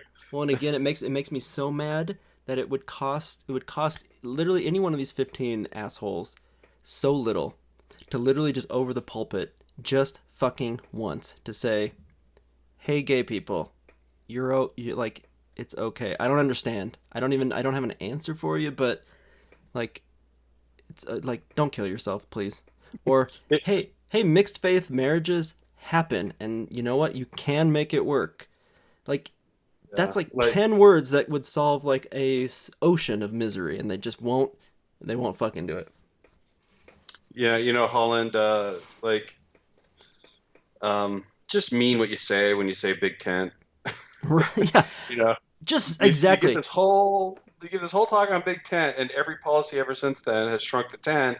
And like, the people get that message. They realize, oh, this tent really isn't that big if you're Dude, gay. that's actually what I wish more than them trying to be more inclusive. Like I'm way past like, hey, I wish they would say things like I'm sick of Uchtdorf, man. I'm tired of this like it's a like be more tolerant. No, say what you mean, right? Say actually women are second class citizens. There's just no way around it, right? Like What else could you call them? I yeah, mean, it's our doctrine. Like, and if you don't believe it, then get the fuck out. But like, guess what? That's just the case. And honestly, you know what? Black people, like, there is no other explanation other than what Bruce R. McConkie came up with. So, sorry, inferior race. Like, what can I say? We're white supremacists. Like, if they would just say it, then yeah, the church would like lose a bunch of people. But at least the people that were left over, like, we'd know where they stand. we know where they stand, and they can stay right where they are. They can stay right where they are. Oh, it makes me so mad. All right, is it my turn or your turn? I don't know, but I'll take the next one. So this is kind of like a personal. This is a personal one. This is a weird one. I'm actually, I'm angry because I actually do. I actually miss like being in the Matrix, like in a lot of ways. Like I actually miss God. Like when I was a believer, this is what people don't get. These fucking assholes. They make me so mad. Like they will never admit to themselves that I could have believed as much as they did in their mind. But dude, I believed more than they did. I mean, I went through a period in college. This was freshman year. I'm at fucking Rick's College, and I loved it. That tells you how much I believed in the church. Wow, I hated Rick's College, so yeah, that I that's that loved, speaks that speaks volumes, man. dude, I loved every moment of it. Like, I was like, the testing center was like, I'm freshly shaved, I'm not wearing shorts, and I've never had sex. I'm ready to go. Um, Testing center almost got me kicked out of Rick's. dude, the fucking testing center. That's what I I would, said. I said this is fucking ridiculous because I I had would have been, stubble. They would. I was like one of those narcs. I would be like, I see a chin hair. Oh, you're that asshole. Yeah. Yeah. This fucking guy, like I was ringing like the alarm bell, you know? uh, dude, I believed so much that like that year I would do what was called like open praying. I actually became my thing. I would start in the morning, I would start a prayer, and I would not end it. And then I would go through the rest of my day talking to God. I was walking down the sidewalk and I'd be sort of chatting about the things I was seeing and thoughts I was having. And I mean, now I feel like it was like a mental illness, but I was so into it, but legitimately in every way, shape, or form, God was my best friend. He was always there. He was everything I needed. It was the imaginary friend on steroids, and I don't mean that as like a slight. It really was like the most intense personal relationship I like kind of ever had, and there's all kinds of, I think now, psychological reasons why that happened for me. But I mean, I actually I legitimately like miss that, and as much as I love like empirical rational thinking, and as much as I love actually being like a critic, and I love actually being thoughtful, and a cynic, and I just love all of it. I mean, I love science, and I actually have come to embrace and understand the beauty of impermanence. I'm okay with the fact that I'm gonna die, because everyone's gonna, and all our atoms are gonna mix together, and that's fine. But guess what?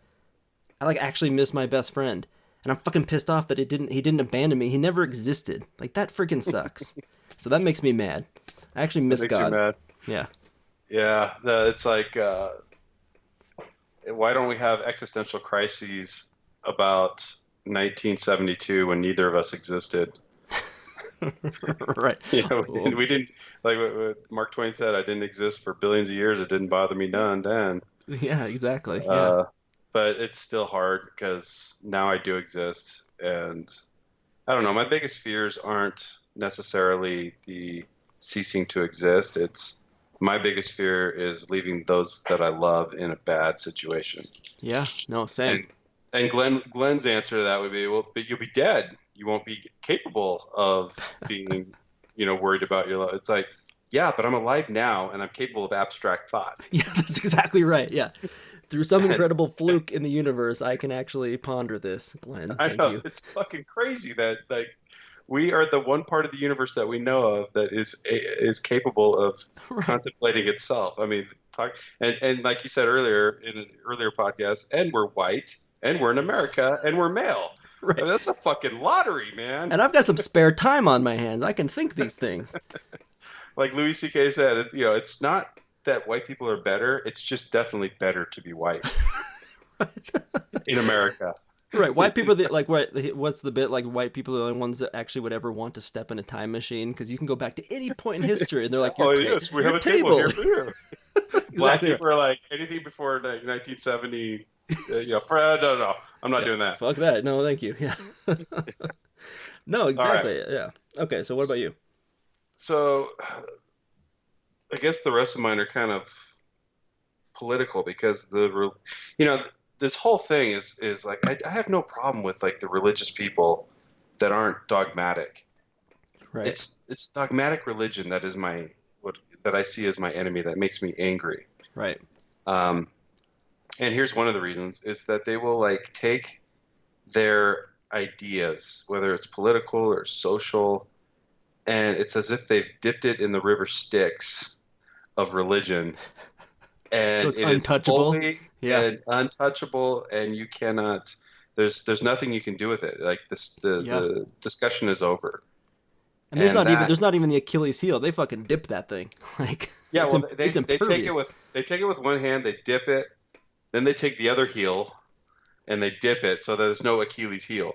Which by the way, speaking of Louis C.K., if you haven't heard his newest like Netflix Oh, special 2017, so good.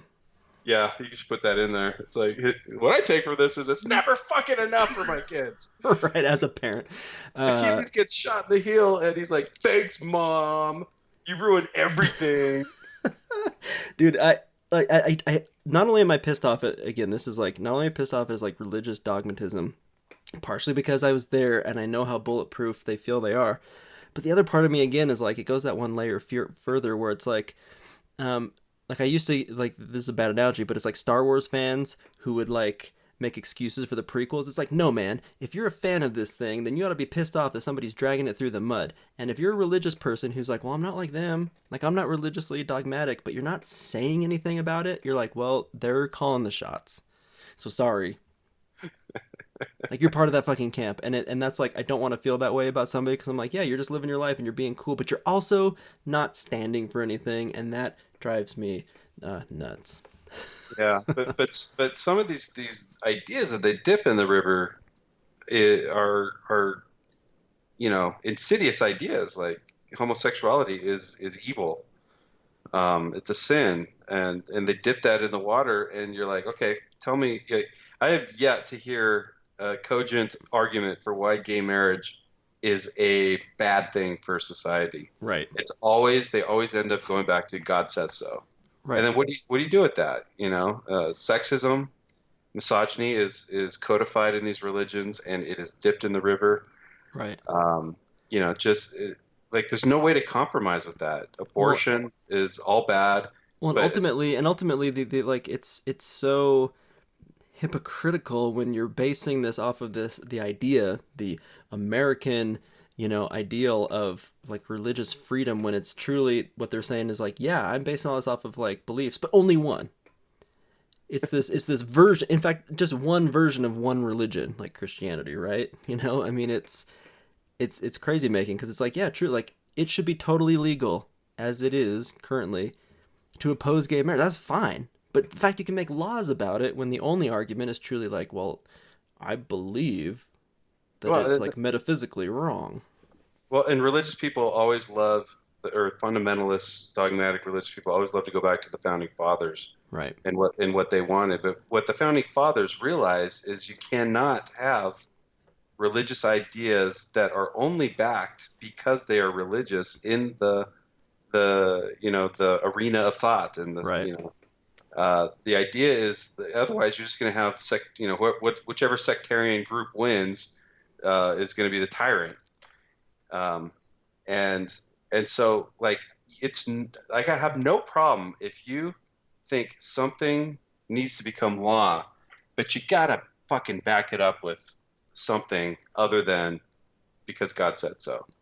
You gotta have other reasons, like Right. Oh. logical reasons. Well, it should just be like that.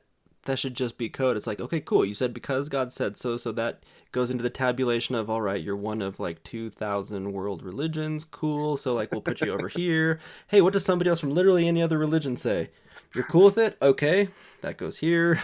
Like, it's just, it's nuts. And like you said, so not only is it the group that won 2017. We'll keep playing Louis clips this whole night.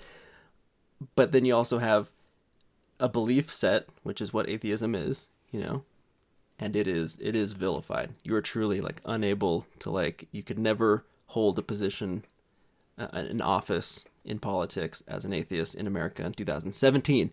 2017 years post the death of the dude we worship as an immortal magic being. You'd have a better chance of being a black lesbian if you believe in Jesus than you do as a white man. There are I mean there are transgender people and good for I'm so glad about this but there are transgender people in office. There are black lesbians in office. The mayor of Salt Lake City is a lesbian woman. There you go. I mean so that happened, but atheism no way, man. Yeah, although there's no way in hell Donald Trump believes in a god. Donald Trump believes in God. Donald Trump. I mean, he believes in Zool, I think, but I don't think it's Christian God. No, Donald Trump's God is Donald. That's there. Yeah. He's a narcissist, but that's the thing is he only had to just pretend that he believed in God, and that was enough for the fundamentalists to just. And that's the fifth thing is how these when you're in a dogmatic religion. Very few people determine a very lot of votes. Yeah. If the prophet of the Mormon Church speaks, everyone's going to follow. If the leader of a megachurch promotes, and they don't even have to do it obviously they can be subtle about it, but everyone in that group is gonna vote. So it's this whole inherent it's like anti-democracy because of the structure of fundamentalist religion to look towards authoritarian leaders to tell them what to do. Right. And that's what the Grand Inquisitor is all about, right? That's right. That's why we picked it. And I'll throw out a little side note to anybody out there who's listening who's a Trump supporter. And by the way, I don't think you're dumb, and I get it. I've actually come to understand. I also found it grating when Obama would start to pander to the religious things, I'm going to throw out prayers and this kind of stuff, because I don't think he's that religious of a dude either. But you know what? It's just it's what you got to do, and it drives me nuts. That makes me angry. We have 300 and members of the House, 350 some? I don't know, what is it? You have 100 senators. There is no way that there are no non-believers in that group. It's just the thing that's annoying is they're unelectable if they're honest about that. And that is something that needs to change. Right. God, I hope so. And that's, I mean, again, it's just it's all about exposure. And I've seen a few, there's some celebrities out there who are starting to get there. And it's I'm a fan of Ricky Gervais and that kind of thing. But again, it's just too few and far between currently. But I'm hoping we get a little bit more momentum. Are there any other political things that make you angry? Oh yeah, one big one is, and it's even worse now that Donald Trump has put this woman in charge of the Department of Education. Oh no, yeah. It's prayer and creationism in the school movement, and don't think that this is not something that's real and a threat, because laws have been passed in Louisiana for one. I think Tennessee as well, Yeah. and Texas. Wherever Texas goes, all of Middle America goes with their textbooks. Is just this. They're just like this anti-education thing, and just a total Right. unawareness of even Mormon bloggers. Like I'll read a Mormon blogger who's like, "Why can't we have prayer back at school?" Like I'm like, "Do you know what you're asking for?" Sure, that works great if your kid's in Draper. Right. Well, But what if you and live in Texas? yeah, You can expose your kids to an evangelical prayer. That might confuse them. Maybe it'll entice them. right. And Mormons, like, they are the worst, like, eye rollers in the world when it comes to anybody else expressing their religious right. Like, you don't want a prayer in school. You want a Mormon prayer in school. Right. But the moment somebody doesn't start it as like, they doesn't say in the name of Jesus Christ, amen, they just say amen, you're just like, Rube, did you hear that? Yeah.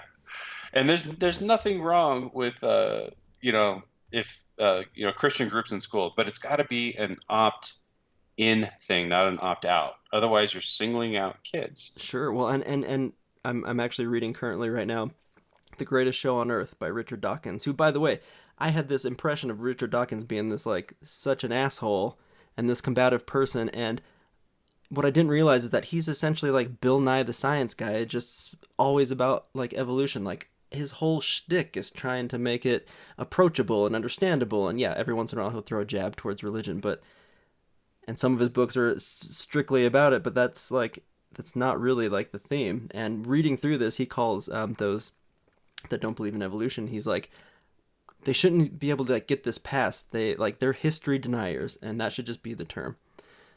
Because it's Yeah. there's more evidence for evolution than literally any event in history. Like, No, biology doesn't make any sense without evolution tying everything together. like no science does, right? Like, not even like physics. Well, Like, I mean, geology. I mean, uh, I don't know. Biology is where it's really applicable because we don't know how life started, but once it did start, we yeah. know Well, from I mean, there. but yeah, biology can't even stand on 2 feet. But the fact that, like, here you have something that is ingrained and supported in every way, shape, or form by every other science on the planet, like, it tells you something. And Yeah, I yes, don't know. I don't know how people that are creationists, like young Earth creationists, they believe the Earth is 6,000 years old. How do they even go on like a tour of a cave where there are stalactites that are older than 6,000 years? how do they literally go? Almost, How do you just go to almost all of them are. you go to any museum? It's like, here's a fucking pot. It's 10,000 years old. Like, come on, man. Like, it's just not that hard. And that's really the thing that I think to myself, like, okay, I want to be like, you know, equal and allow other people, like, their beliefs and that kind of thing. But evolution really is one of those things that it makes it very hard for me when I'm dealing with Mormons, because that's who I deal with a lot. Because Mormons inhabit this, like, really weird world of, they don't most of the time they don't know they're young Earth creationists. Yeah, they don't know that their doctrine necessitates that they're young Earth creationists. Right. And I've encountered so many points where it's like they're totally cool with it, but then the moment that you, like, show them a scripture or you just show them something, because, like, I'm almost like need to prove to them what their own, like, doctrine says, and then suddenly it's just like flip switch. Oh yeah, okay, well then I guess I don't believe it. And it's like, whoa, man, like, you can't just toss it all away. Like, you are No, you you're the can product just of modern society. Like, you use a microwave using the same science that proves that, like, evolution is true. You know what I mean? Like, it's hard. yeah, Yeah, that makes me really mad. And you're right. It's insidious and it's a real threat, because ignorance yeah. of that magnitude, to be able to, A systemic ignorance yeah, to, is to will yourself to, like, be like, you know what? Even though I, on one hand, completely believe dinosaurs existed, but on the other hand, nope. Like, the flood, well. it's rough. I found a way to make it work just by using the lone and dreary world as the old Earth, Oh man.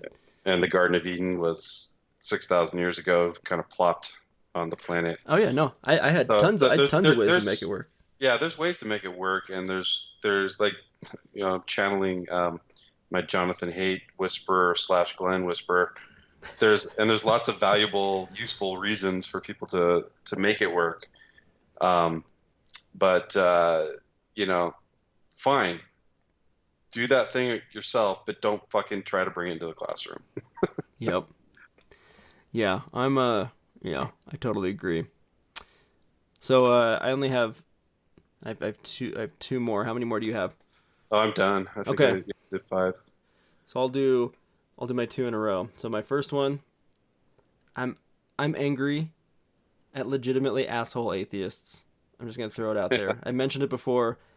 I'm not a huge fan of atheists, and one of the main reasons is because I feel like it's kind of this like new toy that gets like misused. It's like this new power. It's like this mutant power that like you're actually like not controlling, and people swing too wide with it, and they use it as an excuse to do all kinds of like shitty behavior. And it's like, man, stop it. Like, we have so much to work on. We have so far to go to like change minds. And yeah, it's unfair. I hate that. That pisses me off that it's like I have to work within a paradigm that nobody else really has to, because I'm one of like the very few in the world that are at this state. But man, come on. Like, can you please like not like cheat on your spouse and be like, well, because there's no such thing as God. Like, I mean, seriously? Well, I have a bigger problem with the real, like, there's a real strain of sexist asshole atheists. Yeah. Like, I And hate those guys. I like, they make me mad. there's a book called 99 or Why Are You Atheists So Angry, and 99 Things That Makes Atheists So Angry. It's written by a lesbian woman, obviously a woman, a lesbian named Greta Christina. And one of the things that she hates of the 99 is the death threat she gets from believers. And then she followed that up with the next thing she hates is that she gets 10 times more angry stuff from fellow atheists when she posts anything about feminism. Totally. And that's the thing about atheism is like it's this one narrow thing. Yep. It doesn't provide a moral philosophy to go from there. There are a couple of things that you would hope that they would use, like a belief in science and logic and reason, to make better moral decisions than they do. But yeah, I mean, it's just like any group, though. I mean, you're just gonna have assholes in every group. Well, I mean, and it's one of those things where it's like, does this thing give me a ready-made excuse to be a huge dick? Yes, it does, actually. I mean, religion does, atheism does, and if you're gonna be an asshole, then like you'll find a way. You'll find a reason, yeah. Yeah, you'll find the way, and you'll have an excuse for it. But seriously, man, like before you do that thing, fellow atheists out there, yeah, think twice, maybe before adding the like, oh, by the way, God doesn't exist, as you're like crapping on some kid's lawn. Like, just Yeah. There's no need to lead with that. yeah, exactly. Just leave it ambiguous. And then my final thing, the thing I'm actually most angry about, and I just can't get over it, man. I just can't get over it. I'm so angry that they cast fucking British people for the Beauty and the Beast remake, even though it's repeatedly stated over and over again that it's based in France. Like, what the fuck, man?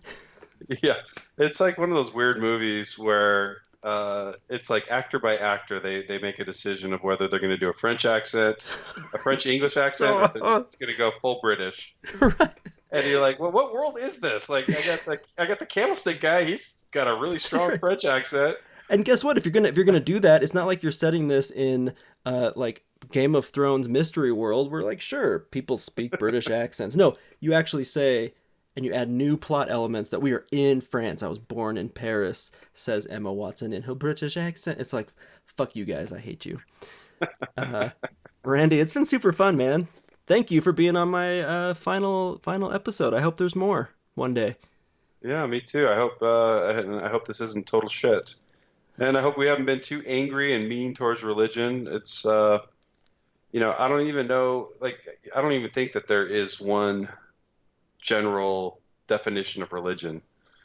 No, I don't think so either. You know what? Like, I actually believe, like, I know that, like, the institution of religion might have began for, reasons just to, like, keep people in power or whatever. But, like, part of me believes the propensity to to believe is that kind of stems from the same human impulses of like, you know, I think doing good is like a weird thing, and it feels like maybe there should be a bigger reason for it, and being nice to people is like makes me feel good, and that feels something that's beyond me. And I'm a fan of religious people, and getting this anger off my chest, saying these things, like I feel better, like I'm actually okay. Yeah, well, the whole purpose of this exercise was for us to do a little two-man circle jerk and validate each other. Yeah, and it felt good. That is one thing, like, you know what, it is, you do have more excuse to like participate in a circle jerk as an atheist than Christian. It has some upsides. You can do it, but no, to everybody out there, thank you so much for listening. It's been great. Thank you to all the infants for letting me be on. Thank you to all the people who suffered through bad Satan impressions and letting me, it wasn't even a circle jerk. This was just pure masturbation. I'm glad you were here to witness it. I hope I didn't make too much of a mess. And really, the main message is just, please, like, just don't be an asshole. It's that easy. You can be angry, just don't be an asshole. That's it. Yeah. Strategic anger, not debilitating anger. That's right. Strategic anger. And great job, Sage. 10 episodes. Fantastic. I listened to all of them. Thanks, man. Well, we did it. And listeners, if you want more of it, then just mention in the comments, and maybe it'll happen. And if you have ideas for like future episodes or anything like that, send them my way. And I'm pretty active on Reddit. I'm always kind of trolling around doing shit on there. So drop a line, say hey. Thanks everybody for listening. Love you. And that's it. And so ends the final episode of the New Atheist Guide to Not Being a Total Asshole, Season 1. Every episode, we've ended with the lessons that we've learned, and for me, what I really just want to say is the lessons I've learned through the process of making this little podcast mini-series. I've talked to so many amazing people, and I've learned that there's so much beauty. Yeah, there's so much beauty, and there's so much goodness, and so much wonder, and so much richness in a life that has transitioned and evolved out of an all-encompassing belief set. I don't want to call it a faithless life, right? I don't want to call it a non-believer's life.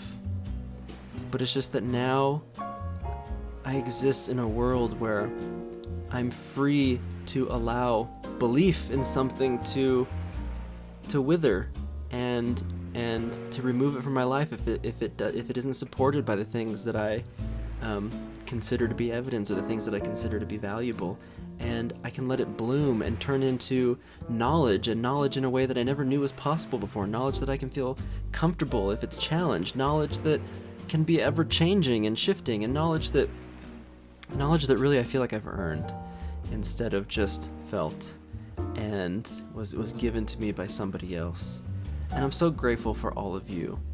In the past 2 years since really my wife and I's public faith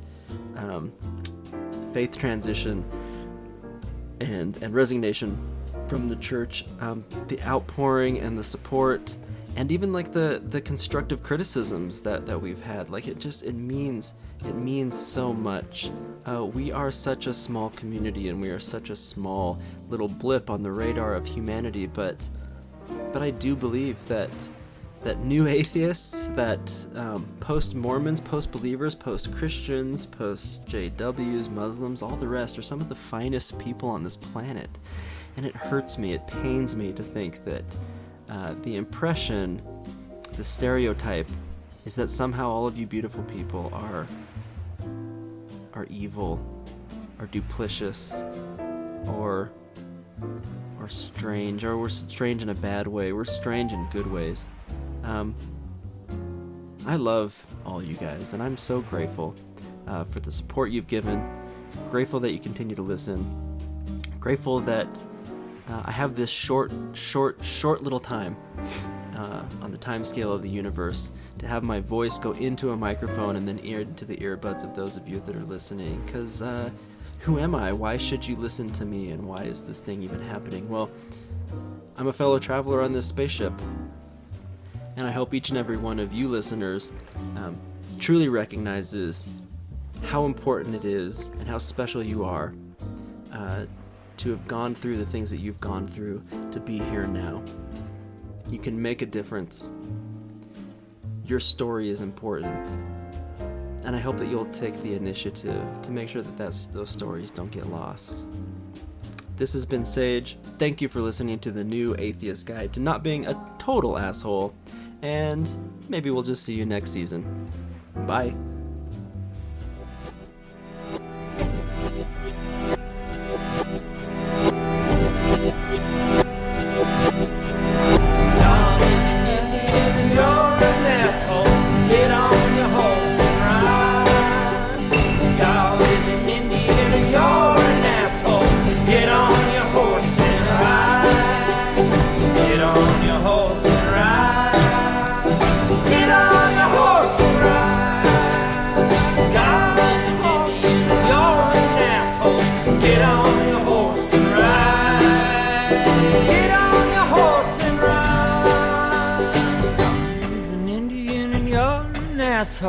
Get on your horse and ride. God is an Indian and you're some asshole. Just get on your horse and ride. Get on your horse and ride. Get on your horse and ride. Get on your horse and ride. Get on your horse and ride. Get on your horse and ride.